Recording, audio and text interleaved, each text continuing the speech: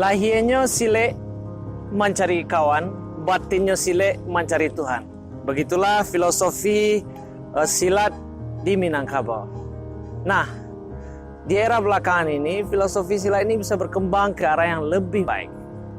Bahwasanya silat tidak hanya untuk silaturahim, silat tidak hanya untuk menambah pergaulan, dan tidak hanya untuk mendekatkan diri kepada Allah atau kepada Tuhan, namun silat juga sudah menjadi ajang prestasi. Suci Wulandari Jambak, salah seorang pesilat muda asal Sumatera Barat, berhasil mengharumkan nama ranah Minangkabau di pentas internasional. Tahun 2018, Suci berhasil menjadi juara dunia pada kejuaraan dunia silat di Singapura. Dan tahun 2019 ini, Suci kembali menorehkan prestasi, yaitunya memperoleh medali emas SEA Games di Filipina. Tentunya rentetan prestasi yang luar biasa yang telah diraih Suci memberikan inspirasi dan motivasi bagi kita semua. Ingin tahu bagaimana ceritanya, latar belakangnya seorang Suci? Ikuti Inspirasi Minang 1 bersama saya, Rivo Septian.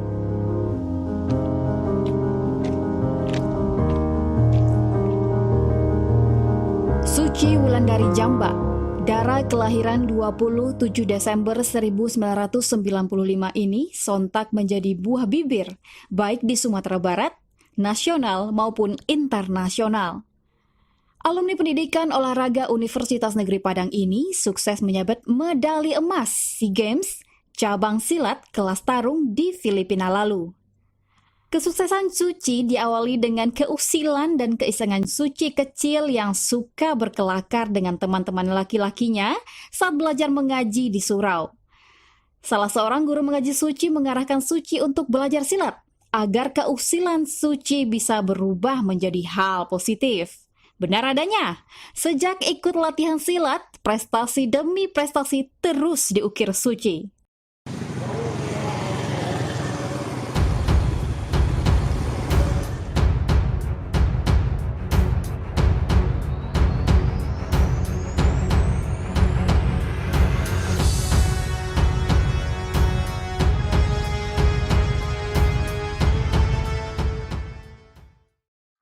Dusana Minang 1, hari ini kita sudah bersama dengan Suci Wulandari, peraih medali emas SEA Games Filipina 2019.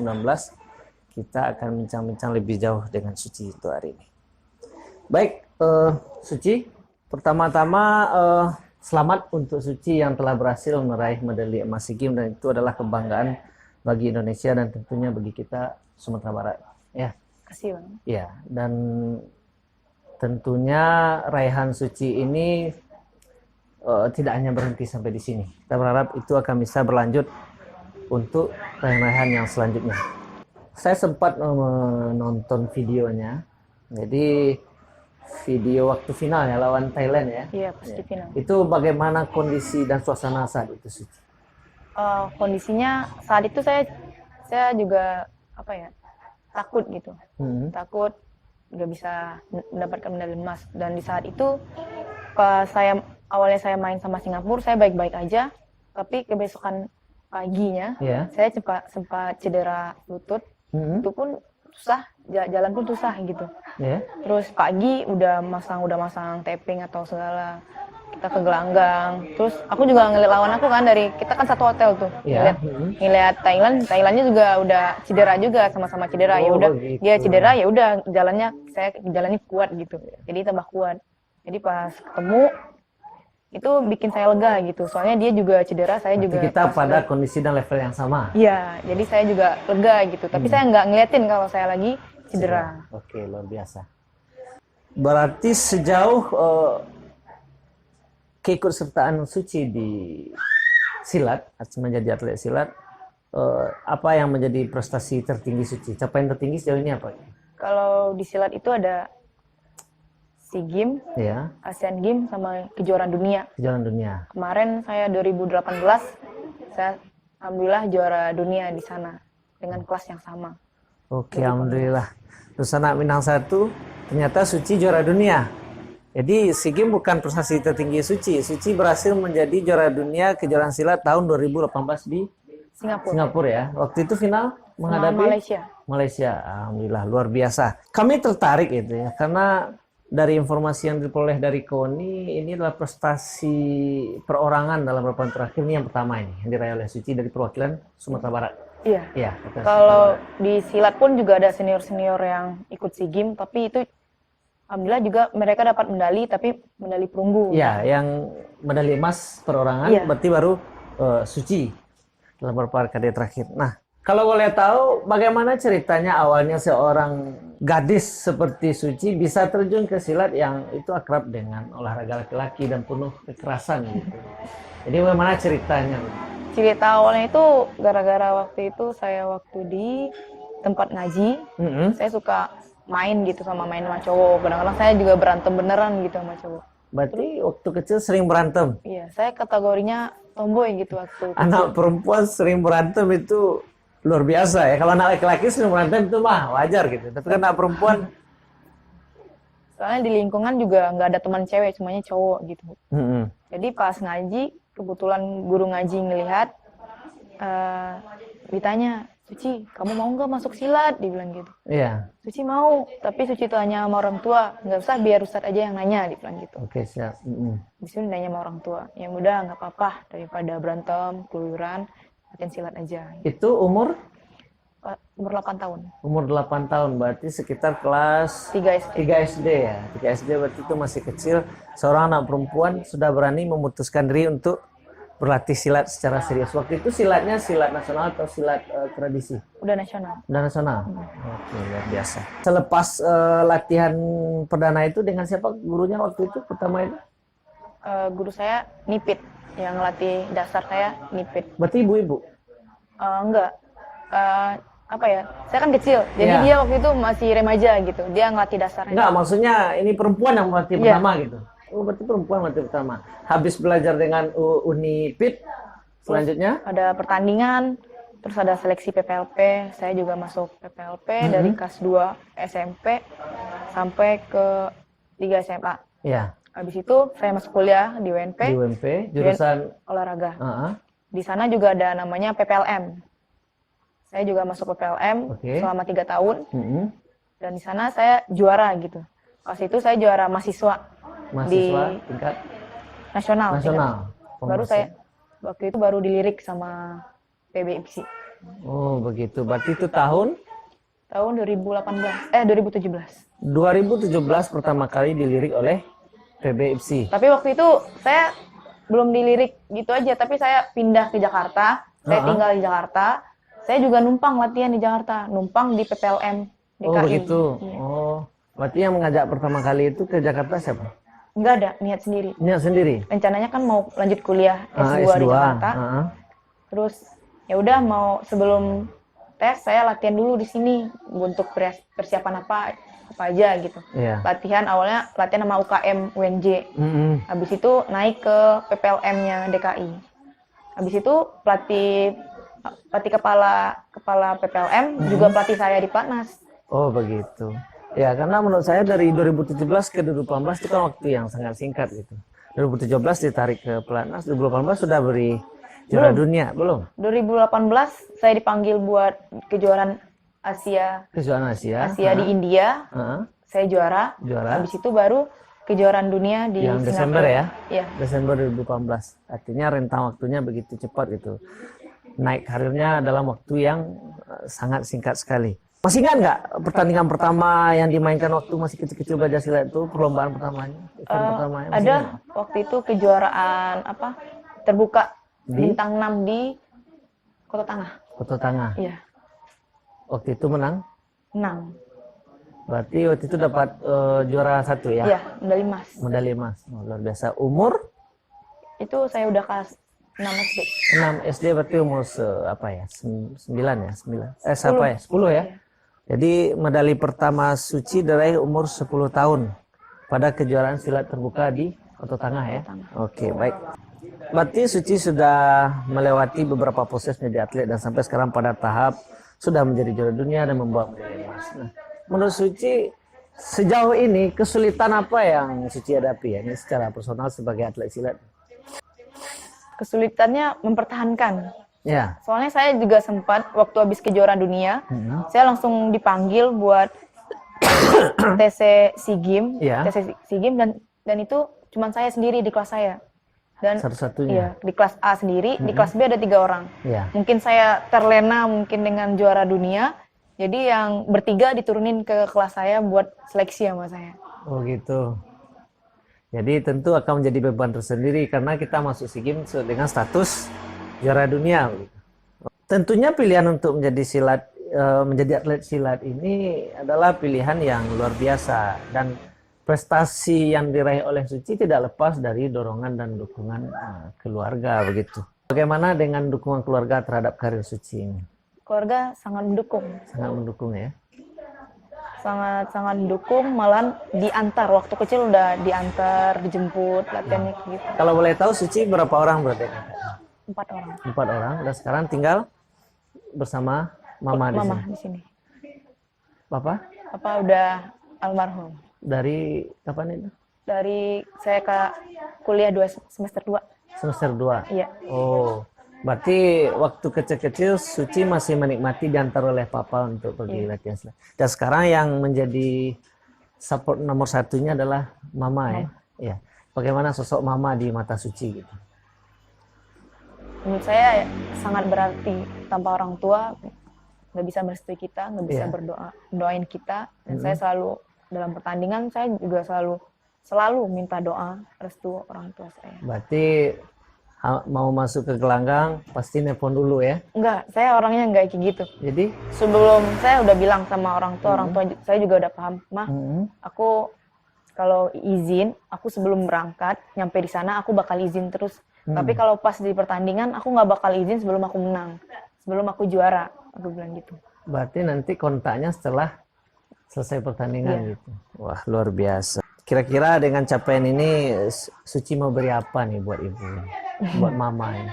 Insya Allah saya juga udah janji gitu sebelum saya masuk tes SEA Games minta doa, Mah, aku kepanggil platnas lagi buat SEA Games. Insya Allah kalau juara besok kita pergi umroh bareng-bareng dan ternyata dikabulin sama Allah. Alhamdulillah, insya Allah. Berarti nanti tahun 2020 insya Allah pergi bulan Maret umroh bareng dengan Mama. Luar biasa sekali. Saya selalu berkeyakinan di setiap kesuksesan seorang anak itu selalu ada doa ibu yang mustajab. Saya selalu yakin dengan itu. Kemudian rencana Suci ke depan apa ini untuk dalam atletnya ini? Apa rencana ke depan? Rencana ke depan ada Pekan Olahraga Nasional di Papua, PON Papua. Insya Allah saya main di sana, tapi saya dengan beda kelas. Yang SEA Games saya main kelas A 45-50. Iya. Dan di PON saya main kelas B 50-55. Oh, berarti harus meningkatkan berat badan ya. Oke. Baru-baru ini kami baca artikel yang menyebutkan bahwasanya Suci adalah atlet dari salah satu daerah gitu. Jadi kami ingin tahu persis Suci ini aslinya dari mana, gitu, latar belakangnya begitu. Saya aslinya asli Padang. Iya. Tapi waktu itu saya masih remaja, belum bisa mendapatkan medali emas di Poprov. Iya. Jadi kota Padang belum melirik saya. Iya. Tapi Tanah Datar mempercayai saya. Iya. Jadi waktu itu saya main 2 kategori, langsung dapat perak sama perunggu. Masih dapat perak sama perunggu itu Poprov 2008. 2008. Iya, 2008. Habis itu dengan di sana saya kayak seperti keluarga dengan keterbukaan. Saya selalu dibimbing sama mereka, ditanya latihan gimana. Dan saya udah nyaman juga turun Tanah Datar. Turun sampai Poprov udah 4 kali mewakili Tanah Datar. Oh, berarti karena Suci lebih banyak main untuk Tanah Datar ya, berarti ya. Oh, begitu. Kalau aslinya dari Padang. Ya. Di mata rekan-rekannya, Suci adalah petarung yang tangguh dan pantang menyerah. Puspa Arumsari, sahabat Suci saat mengikuti SEA Games 2019 lalu, menuturkan kekagumannya terhadap sosok seorang Suci Wulandari Jamba. Saya Puspa Arumsari, kebetulan satu tim sama Suci. Saya main di kategori tunggal putri seni. Eh, Kami kenal sudah dari waktu pelajar, sempat di PPLP sama-sama, nggak sama-sama sih, maksudnya di kejuaraan yang sama di PPLP. Saya sampai sekarang masih berkawan, masih bersahabat baik, sampai akhirnya bisa satu tim di Indonesia. Suci itu orangnya gimana ya? Ya pada dasarnya dia baik, basically dia baik, suka bantu, nolong, terus juga giat gitu, tekun. Kalau misalkan dia punya keinginan, ya harus didapat gitu. Ya harapannya saya berharap dia juga masih bisa terus punya kontribusi dari pencaksilat untuk Indonesia, terus tetap bisa berprestasi, nggak cuma untuk Indonesia sendiri, untuk daerahnya juga di Sumbar, untuk PON nanti bisa maksimal, terus juga ya bisa melebihi apa yang saya capai. Anak ketiga dari 4 bersaudara ini berhasil mengangkat nama Sumatera Barat di ajang internasional melalui prestasi silatnya yang sangat mengkilap. Ya, memang Suci Wulandari semenjak pasca PON 2017 ya, pasca Sengkem dia dipanggil oleh PB untuk salah satu atlet yang disiapkan untuk SEA Games. Alhamdulillah beberapa kali untuk uji tanding, baik ke kejuaraan di India maupun kejuaraan dunia silat ya, Suci selalu memberikan prestasi. Dan terakhir sebelum SEA Games dia akan juara dunia di Singapura ya. Nah inilah motivasinya. Dan kita koni juga saya sampai ke Solo melihat Suci Wulandari melaksanakan TC. Harapan kita untuk Suci ke depan tetaplah menjadi Suci Wulandari dan selalu rendah hati, dan dia mempersiapkan diri betul-betul untuk kebanggaan dirinya, keluarga, bangsa dan negara. Di setiap kesuksesan anak selalu ada doa orang tua yang mengiringi. Semenjak ditinggal sang ayah yang menghadap ilahi, Mama merupakan malaikat tanpa sayap satu-satunya yang sedia selalu mendoakan dan mensupport Suci. Senang sekali dan bangga sekali gitu. Di mata Mama, Suci itu orang seperti apa? Orangnya, anaknya baik. Dia baik, tapi nekat gitu. Dia orangnya suka berbagi gitu. Iya. Contohnya? Misalnya dia menang main, dapat bonus, langsung dikasih. Ma, saya dapat bonus, ini kasih untuk anak-anak yatim gitu. Bagi untuk anak-anak yatim lainnya katanya. Harapan Mama untuk Suci. Harapan Mama.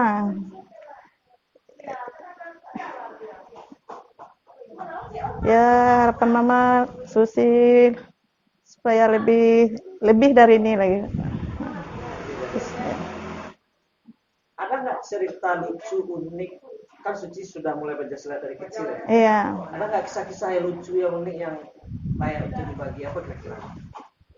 Dia selain pencaksilat, dia hobi main bola gitu. Perempuan Iya, hobi main bola ya. Dia tomboy dari dulu kan. Begitu. Kabarnya waktu kecil Suci suka berkelahi. Iya. Tentunya hal itu menimbulkan banyak masalah dengan Mama waktu Suci kecil. Gimana itu? Iya, pernah juga tuh. Baru-baru dia silat kan. Dia sama sepupunya laki-laki kan. Main bola mula-mulanya. Terus berkelahi.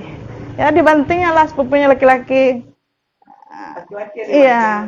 Ya. patah mah? Bukan, enggak patah. Laki-laki ini nangis, ngadu sama ibunya. Itu. Gitu. Oh, itu tuh masih dia SD umur 9 tahun lah. Iya. Laki itu sepupunya ya? Iya, yang sepupunya umur 11 tahun kan gitu. Boleh dong dibagi tips-tipsnya kepada pesilat-pesilat muda agar nanti dari Sumatera Barat ini tumbuh lagi the next Suci gitu. Jadi tidak berhenti sampai di sini gitu. Apa kira-kira tips yang bisa diberikan kepada adik-adik gitu? Bagi adik-adik, saya sendiri dari bawah, latihannya dari bawah, dan saya mencoba buat naik. Itu pun saya latihannya bukan asal latihan gitu. Fokus buat latihan. Seperti main, saya juga dari kecil saya main udah sedikit, fokusnya dengan latihan. Dan jadi kurangin keluyuran. Saya juga keluyuran itu saya nggak pernah, bukan yang pernah, tapi nggak seperti anak-anak yang sekarang pada keluyuran. Jadi silat itu udah modern kok, udah mendunia, udah sampai kejuaraan dunia, Asian Games, SEA Games, dan kalian juara, kalian juga bakal dapat hal sesuatu yang tidak pernah kalian pikirkan, seperti misalnya dikasih kerjaan, jalan buat kerja udah gampang. Apresiasi gitu. Ya? Iya. Apresiasi yang bagus. Oke, terakhir Suci, apa sih hakikat silat itu di mata seorang Suci? Gitu? Di silat itu kita diajarkan lebih ke agama. Kita seperti awalnya saya juga sebelum sampai sini saya juga nggak jarang bolong-bolong gitu, sholat saya bolong-bolong. Tidak disiplin ibadahnya. Tapi semakin saya masuk nasional, masuk platnas, saya lebih dekat lagi dengan Allah gitu. Sampai biasanya cuman sholat 5 waktu, saya ngerjain sunnah sampai sunnah. Jadi kalau iya, sholat, kalau pencak silat itu sangat menyatu dengan diri. Pencak silat sangat menyatu dengan diri. Dan juga silat juga bisa kita juga bisa bela diri gitu. Kayak orang mau jahilin, kita bisa antisipasinya. Oke, terima kasih banyak Suci. Dunsana Minang 1 sangat inspiratif sekali ngobrol-ngobrol kita dengan Suci. Mudah-mudahan capaian Suci ini bisa berlanjut, bisa meningkat, dan bakal ada the next Suci Wulandari dari Sumatera Barat. Saya Rivo Septian untuk Inspirasi Minang 1.